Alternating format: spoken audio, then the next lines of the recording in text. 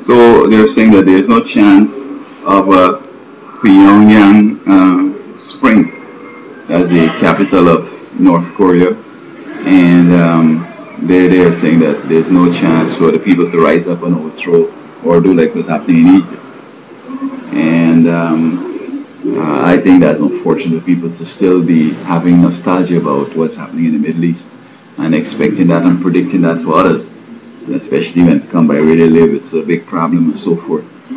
I think that these springs weren't necessarily revolutionary in the sense that it's not tended to a betterment. I know the Tunisia experiment is just early and we don't know where it's going to go. And then, sometimes you have, one at least might, still hold out hope that, oh, ours probably should go like that. But most of them that jump off from the innocence and from, staying out of the fray, it's gone. But the point though is this, that I don't know if Pyongyang Yang were to fall, whether it's going to be in the best interest of anybody. Maybe like the Soviet Union collapsed, the nuclear scientists now begin to be employed all over the place, and then you have a whole bunch of games going on there.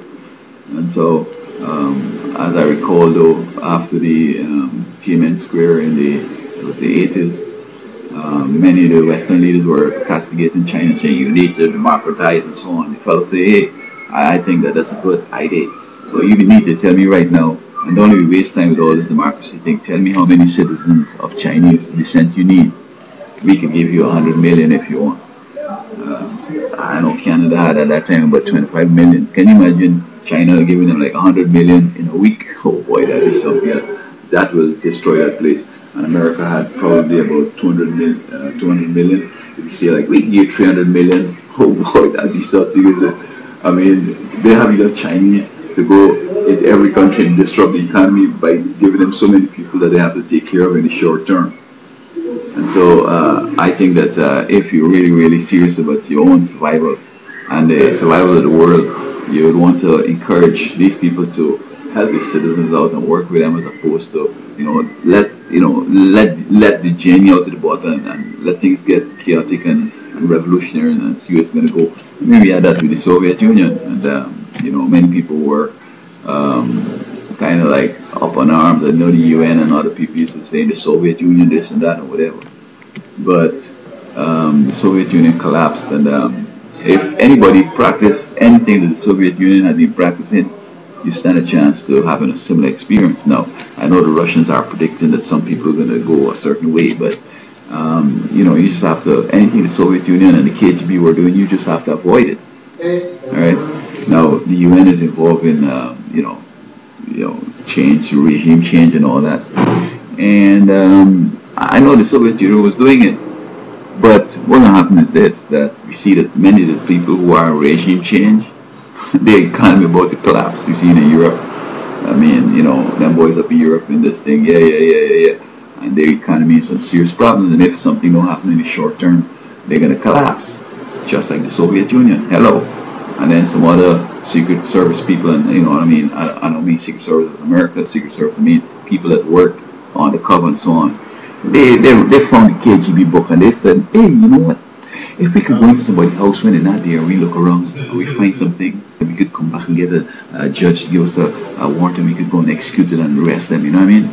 Or we could follow them, by putting stuff on the vehicle or on the person or the computer or the phone, and we could always listen to the conversation. We could look through the TV and we could see them screwing or what's happening in the house and so on. And I'm not sure how much of that is going to really create the peace. But the Soviet book was filled with stuff, how you could torture people and get them to say stuff that ain't true. I mean, they felt like it was, oh man, look all we know here, but it's not nothing. You follow that up and you get nowhere. And the funny thing with the KGB is that they know more. But some people, oh man, my job, I want to retire in this job. But you can't do these things that the Soviet Union KGB has been doing or had done, because you're going to disappear too. So, I mean, I've lived around and people give me some real hell and they just keep giving me hell. And it's like, I'm saying like, these people are not smart, they're not learning, they haven't learned from the past. Even in the past with me, God has protected me so far from some serious stuff that they come at me with, but they still want to do more, and I'm saying like, oh boy, what would it take to teach these people to obey God and to do the right thing? Some others even go further and have psychics that advise them. Now, I mean, I don't even have any business. I don't even have anything important.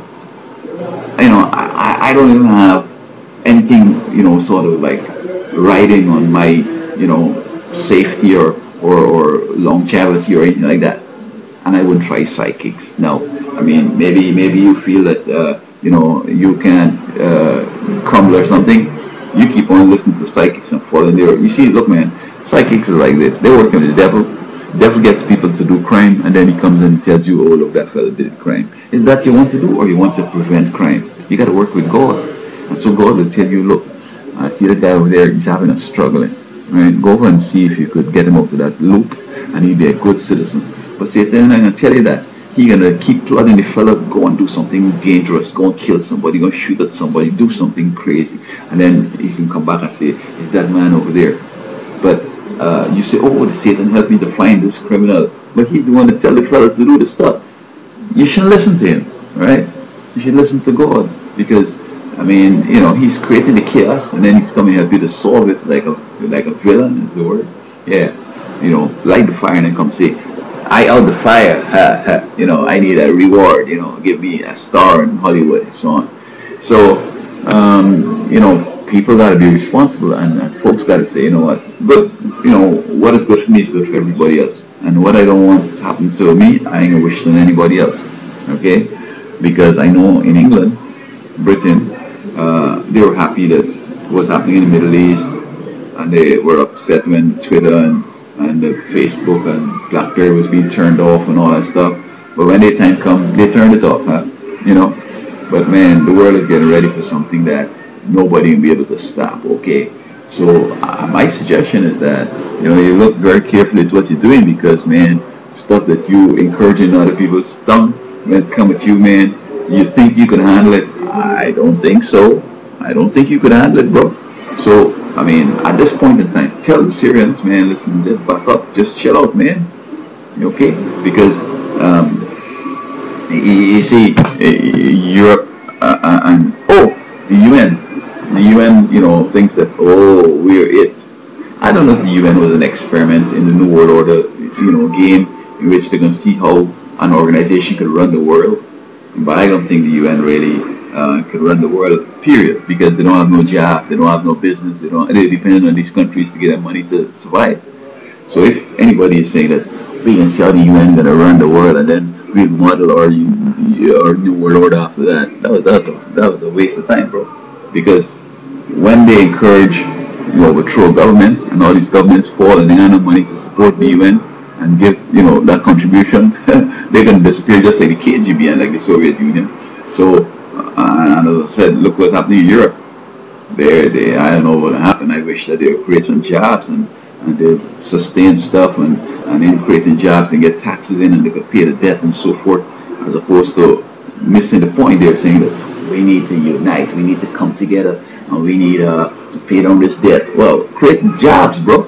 Nobody talking about the jobs. Create the jobs, and you're going to take care of that. Your citizens are going to uprise. They're going to take it easy. They're going to pay the sacrifice and pay more taxes if you ask. So keep things going. So I don't wish no spring revolution on nobody, because I don't understand how dangerous it is. But it seems to be very dangerous, and you don't want that to come by your house and go to the level that was happening in Egypt and in other places, and later on what will happen. You see what I'm saying?